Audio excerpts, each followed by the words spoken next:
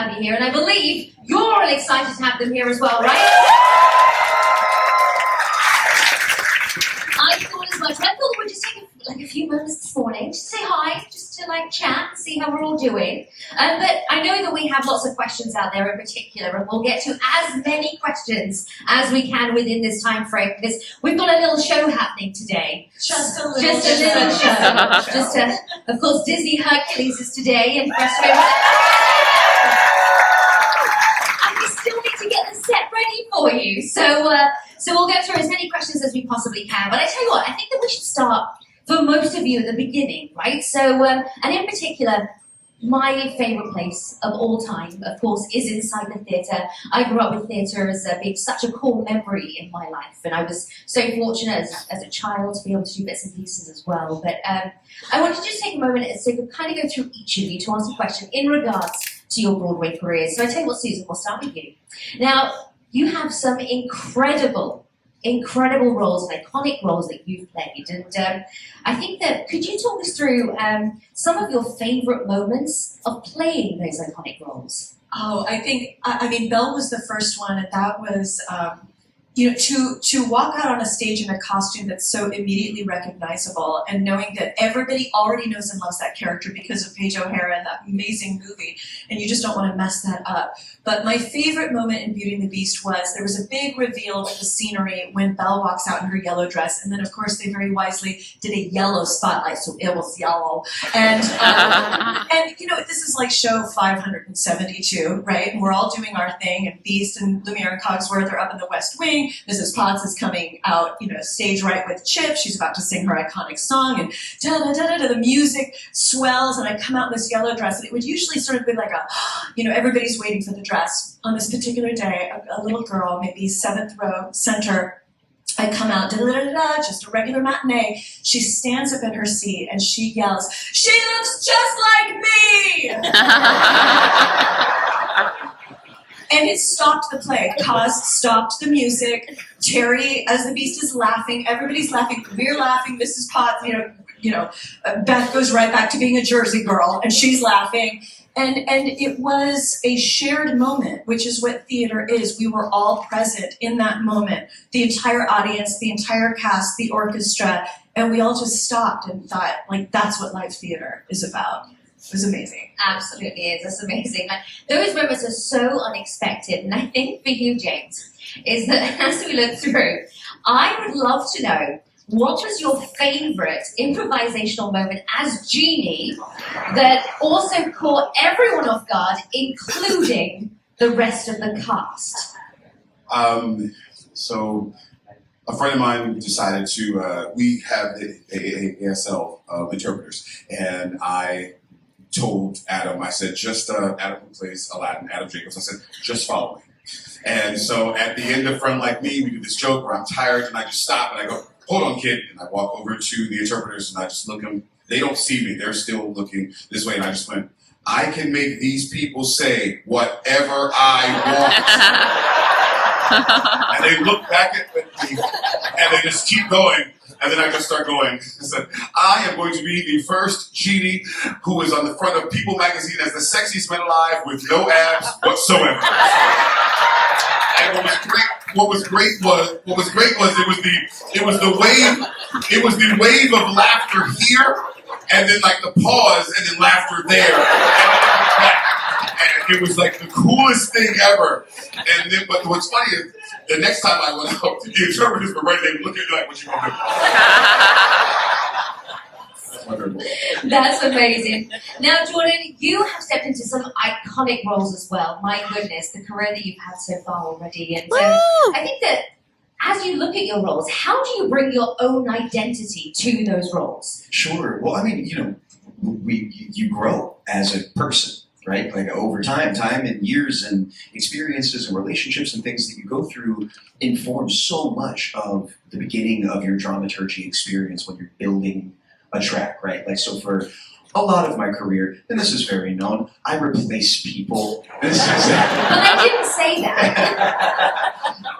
in iconic roles and very, very different roles, right? And you have to respect each piece each human being that you're trying to carve out of pages and words on a piece of paper, you have to give every single one of them new space. You have to give them the same kind of grace that you would give a brand new person that you're trying to meet, to have a relationship with, like a working relationship with for a very long time by doing the same show 8 times a week. Like there's honesty and true self that inevitably will walk into the theater with you, right? And so I think that like over time, you do the best that you can to just be as honest as possible. Like as a storyteller, when people are coming into a Broadway theater and filing in, they're filing in after paying a dollar amount to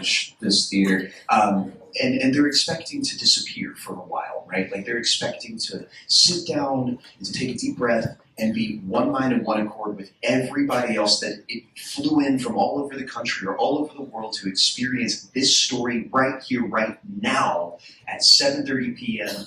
this Thursday, right? Like this one time. And the crystallization of that in theater is so beautiful. And the best way to bring your own identity is to be honest in the storytelling and to be honest and transparent as we need to be as people. Absolutely. Exactly. I think that as you look through, especially for young performers, those that are just beginning their career, what is the biggest bit of advice you could give to someone that's just starting their journey, just starting their story, and are wanting to go into performance? That's a really great question. It's a job, first and foremost. I cannot overstate this enough.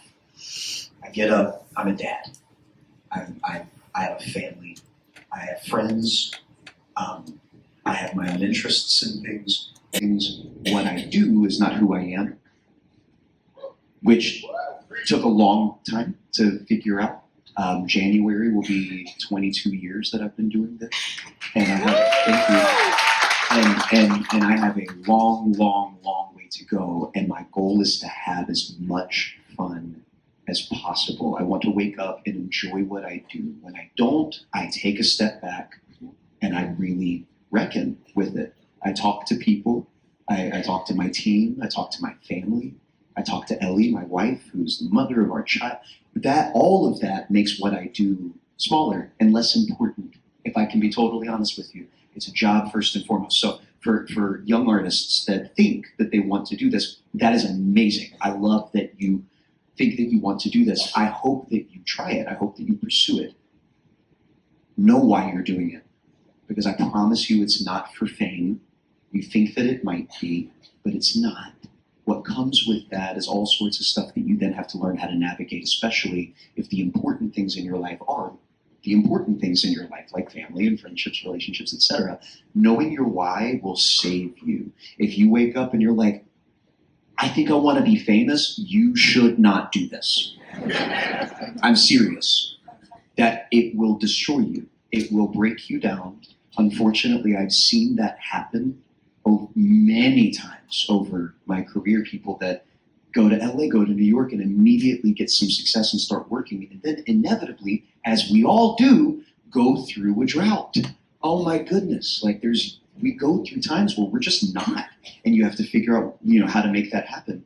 And if you can imagine yourself doing anything else, you might want to think about that as well. I'm being so honest. That's my true piece of advice. Like, there's so many amazing ways that you can make an impact. It doesn't have to be having a high follower count on Instagram or TikTok.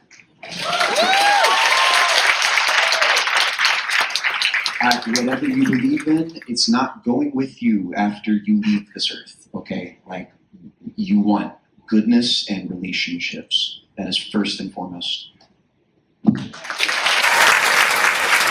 Excellent advice. So Well having your said. priorities, making sure I'm mirroring and reiterating, you're going to have those droughts, so making sure that what you do is not your identity, so that you don't have a crisis of identity when that happens. I would add to listen to that voice inside. We have the inner critic. That's not the one I'm talking about. But if you start to nurture that instinct voice and you feed that and you nurture that, that will resonate with you when choices are being presented to you, and you will just know, you will feel it, you will be guided to go this direction instead of that direction.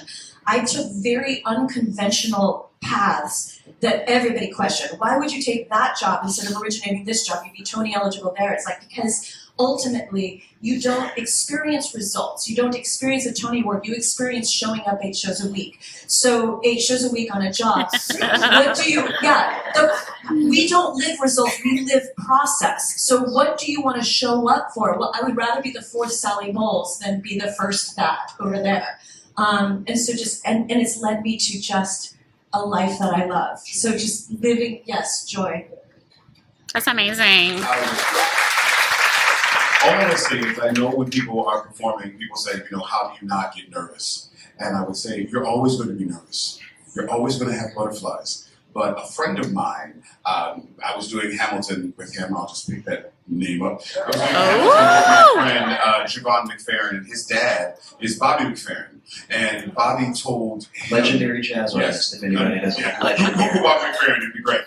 But Javon McFerrin is another amazing performer. That's his son, and he told me that you're always going to have butterflies. But what you need to do is to find a way to get your butterflies to fly in formation. And basically what that means is that instead of having your nervousness push you back, have your nervousness push you forward.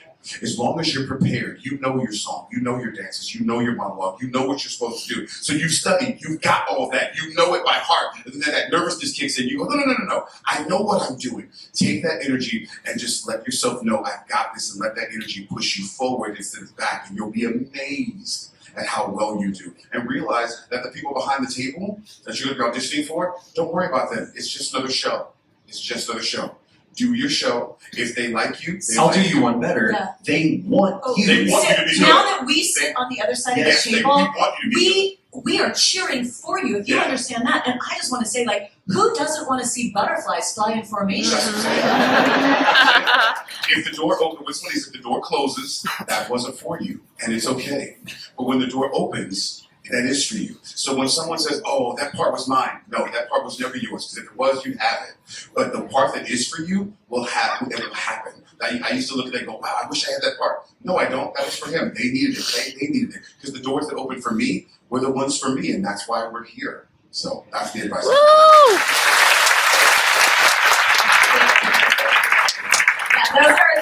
all incredible answers. And I'm going to bring it back to the Disney Destiny now. We had an incredible show from all of you.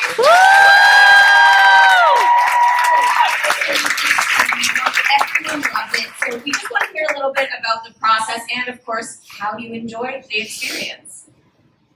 So the greatest gift Disney has given me is the opportunity to grow. So I sometimes perform, and most of the time I'm executive producing. I've got a company called 10th and Main Productions that, remember the tall with the dazzling smile and the chest hair, Adam Levy, on our stage. He's my business partner. And a year ago, we were hired to create a bespoke concert for this Disney Destiny inaugural cruise. And Adam and I started putting our heads together all that long time ago and putting this together. And we're like, who's our dream cast? And we put out some calls and they all said yes. And so we structured this together. We could not do it without our associate producer, Sarah Henriksen. We could not make any of that musical magic without Benjamin Rauhala, who did 3, 4, 5, and 6-part harmonies on these new arrangements. PJ Peters was our lighting designer. Are you kidding me? And so it was really a passion project. We had a great time doing it. It was such a privilege. So thank you, Carly, who I know was instrumental in that offer coming our way. And to perform in front of an audience so willing to have a good time. We felt it the second the show started. We were backstage going, oh my gosh, yeah. So thank you for the gift that you gave us. It was a real pleasure. Thank you. All right, I'm going to ask one more, just a fun one before we throw it to the audience. If you could add any Disney character to this panel, who would it be and why? Mine's a little crazy. I probably would add the Genie and Goofy together because they're my favorite characters. And there's something about listening to Goofy answer questions that just kills me. And also Genie himself.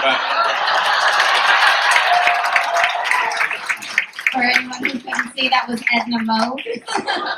I love Jordan, darling. I provided love the Jordan. visuals. I love Jordan Fisher, darling. It's just the way he dresses. It's the shoes. The shoes make me every time. Angus, what are you talking about? You're Elastigirl! Pull yourself together. It's some kind of joke. Okay. Oh my goodness. Well, I think it is time that we start with. Director in Atlanta, Georgia. And my question for you is, if you could be miscast as any character, who would you like to play? Can we specify, is this Disney, is this theater? I'm going to say theater. I want to see this show, whichever one you discussed it. You're always asked, what character do you want to play? So I always think of like in terms of something that might actually be possible. Persephone. If you've seen Hades now, we don't want to be a sloppy mess with heart. We don't want to do that. That is amazing. She has such incredible songs. She gets to just, live life on stage. It seems like a blast. Persephone would be fun. I know I have more. I feel like you could pull it off. I feel like you can pull it off too. Yeah. I'm going to say Sweeney Todd, because why not just a 5'3", 56-year-old girl, Sweeney Todd. Nobody needs that. Funny, the only one that comes to mind is the one that I know I would never actually. Ooh, this is gonna sound really bad. I love a very obscure show, Stephen Sondheim's Assassins,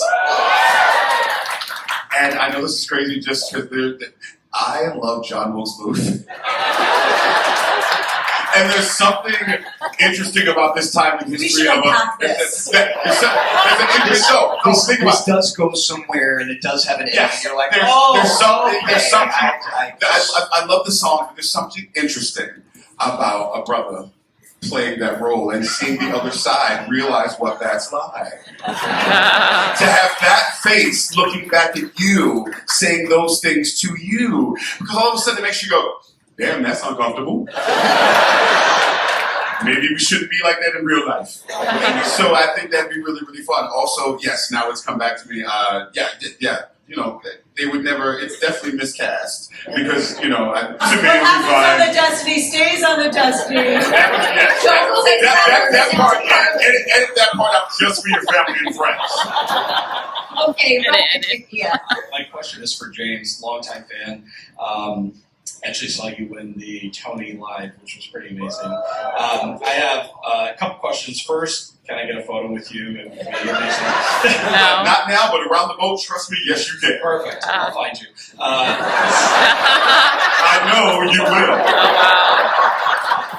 will. Second question is, I saw Aladdin on a Disney show a long time ago, and I was curious, were you the person that was performing the genie on the Disney Fantasy? No. Unfortunately, not yet, because I would love to. I only got to perform the genie in 3 places. New York. We performed it in Seattle, Toronto, and New York. Mm-hmm. And the fun part is there's something called what they call it the signature genie look, and it always makes me laugh because the signature genie look is my face. I have looked like this since I was 18 years old, bald, goatee, with earrings, usually hoops. I stopped wearing the hoops after I left Aladdin because I wanted to give a different look, but I have looked like this. I remember cutting my hair off the first time, going to my girlfriend's house, who's now my wife, and her going, that's how you should look, and I've looked like this forever. Every other genie, except for the ones in Japan, have had to cut their hair, grow a goatee, and find some way to do it. So it's called the signature genie look. So if you see the brothers in different cities, they look like me, but it's not me, but I love them. I love them all, and I thank you. And they all better be good, because I co-sign on those brothers. Brian, did you have somebody left? Hi, my name is Teresa. I'm from Pennsylvania, and I'm a children's dance musical theater teacher. I love you guys so much. So I always tell my students that choreography can sometimes go awry, and to always keep a smile on your face and keep going. So I was just wondering if any of you had any funny stories about choreography going wrong and had to keep going on with the show. I'm sure there's something, but I'd love to hear a funny story. Oh my gosh, yeah. I pulled a muscle while doing Genie and had to stop in the middle and just walk really, really slowly. During Memphis, I was supposed to do the James Brown splits and went down the wrong way and twisted my ankle, but kept dancing and also kept doing the rest of the show, which was the dumbest thing I ever done. But it was great. But things you always are going to mess up. The great part about it is the audience doesn't know. So as long as you don't show them, the show must go on. I mean, unless you've broken something. No, I mean, unless you've broken something. You saw the show. She broke her foot during the show. But keep. If you fall, we had a young lady in Hamilton. She was dancing and she fell. And what she did was she hit the ground and basically kind of did a breakdance move and spun up. And everyone was like, that was new just for tonight. You're right. That was new just for tonight. So keep going. Unless you have deathly hurt yourself or something, keep going because the audience thinks it's a part of the show. But if you do hurt yourself for real, get up, walk off stage, tell a stage manager, and take care of yourself. Do not keep going. But that's my advice. But yes. Oh, I mean, yeah. It always there's always stuff, right? Like you do 8 shows a week, and life happens, right? Like sometimes even if you work so hard and you're a professional, it's hard to not be singing a song thinking about what you're having for dinner after the show. Like sometimes that just happens, right? And you're like, okay, right, this is the 5th show of the week. I need to get here. Like I'm here now. Choreography, no. Have I fallen up the stairs on stage? Multiple times, yes. Multiple times. Because the Hamilton stairs are horrible. Hamilton stairs were horrible. In a good way, but you can fall up. Well, so for example, the very first time I ever fell on a Broadway stage, I got probably the best laugh I've ever had because I turned it into a funny thing, right? Like I was playing Philip. You've seen Hamilton, I'm sure, like at Disney Plus. So you've seen it in person. John Lawrence then becomes Philip, Hamilton's son in the second act, and so I go from being a young 20s boy to a 9-year-old. And it's always funny because it's a grown up playing the thing. And anyway, I am supposed to. I do the rap with Hamilton and I'm like, and then she says, take a break, and I go, okay, great, bye. And I'm supposed to run up the stairs. I tripped on the first step, and you remember when you're kids, or if you have kids, you crawl up the rest of it. That's what I did, and it was great, and it happened again like a couple of months later. My things tend to be like a lot of dialogue, like in Evan Hansen, especially that track tends to stutter a lot, and I would get caught in a stutter. The song "Good for You." There's like towards the end of Act 2, it's really intense. It's a lot of like arguing with people left and right, and I'm looking at Phoebe, who's playing Alana. And she's pressing me about something, and I'm like, "Well, it's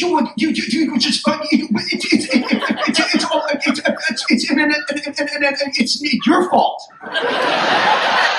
because music's playing, and I've got like maybe 4 bars before I've got to get out of the way before a big set piece comes in. But it's exposition." And I have to say a certain thing, and I'm like, oh, I'm stuttering. Hey, Jordan, say something. Jordan, say something. Say anything. Say any words. Say a word. Say one word. And so anyway, it's the recognition that you get to do it again the next day is actually really relieving. Thank you. I think I have a Right. Really a question, but it's for Jordan. I want to tell you something. Hi, I have what's a your teddy name? bear. Oh, hi, Byron. Byron. Oh, Byron. Hi, Byron. So I have a teddy bear that's like the genie, and I saw you in show, so I wanted it. Aww. You saw James. Oh, James. James. Oh, my bad. hey. My bad. It's okay. Totally understand. Yes. So I would love that. Thank you. you're welcome. What was your favorite thing you improvised? Oh, you know what? All of you. Oh, that's a lot. I did. There was one that was really fun. there was a lady who was in the audience who had her camera out and thought that we couldn't see it during Friend Like Me. Yeah, on Broadway, And that's she- a no-no. And here is great, but on Broadway, you're not supposed to do that. So in the middle of Friend Like Me, I guess she thought no one can stop me. But we were in the middle of the tap dance, so I just changed the lyrics and started singing to her. And I was like, saying, you got a powerful urge. I see you, lady.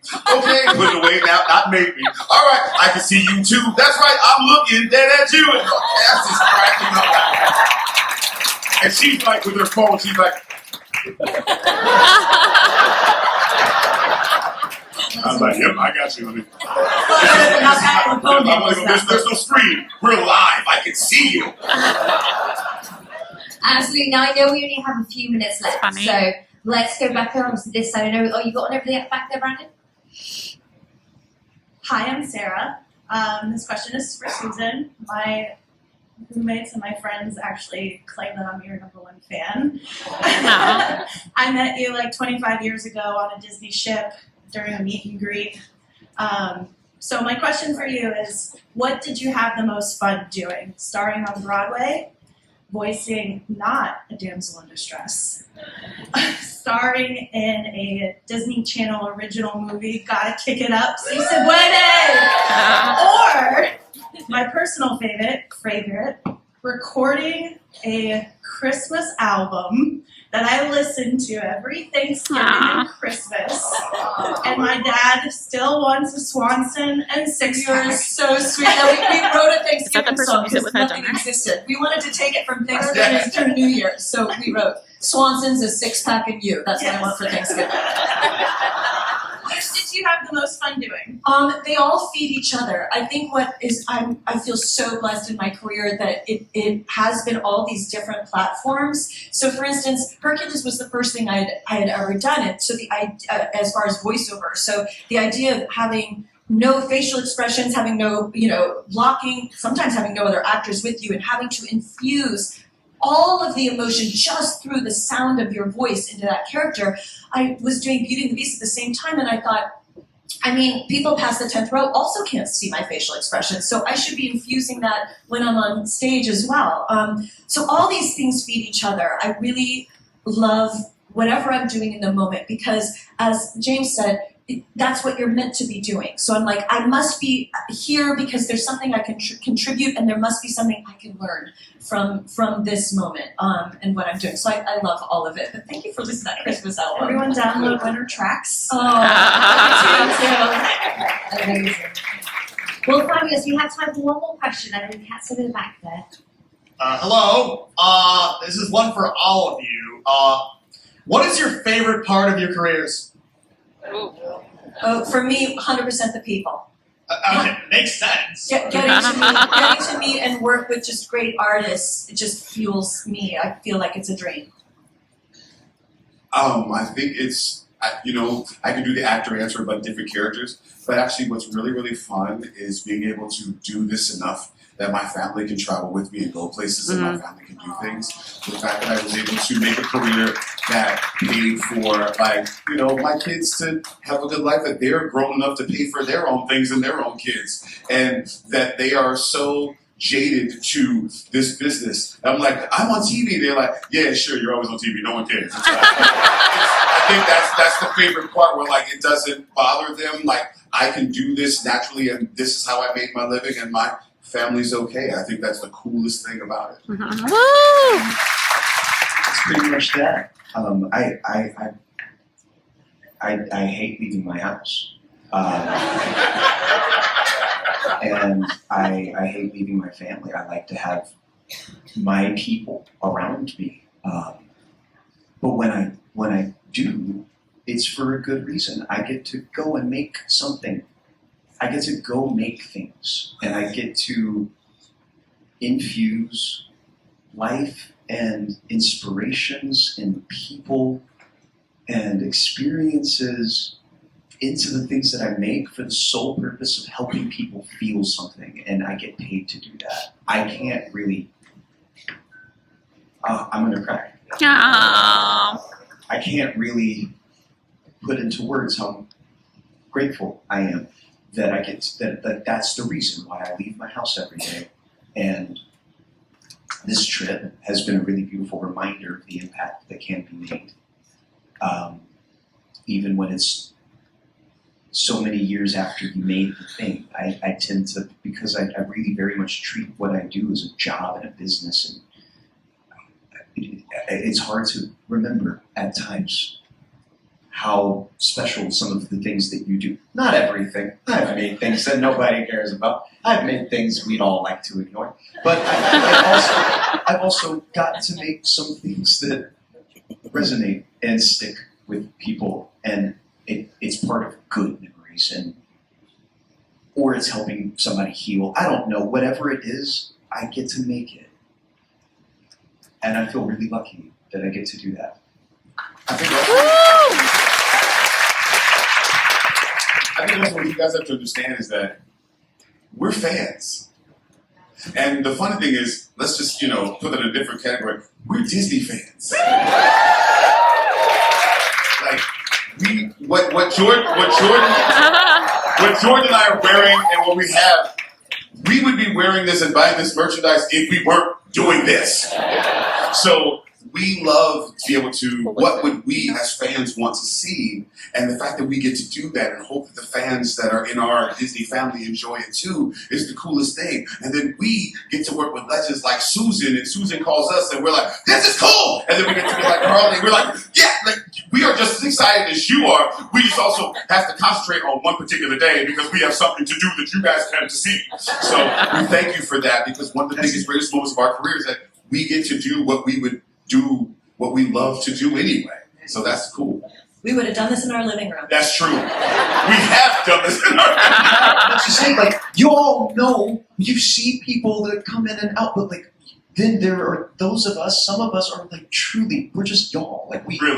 Like my wife and I fall asleep to the rescuers. Like most nights, like it's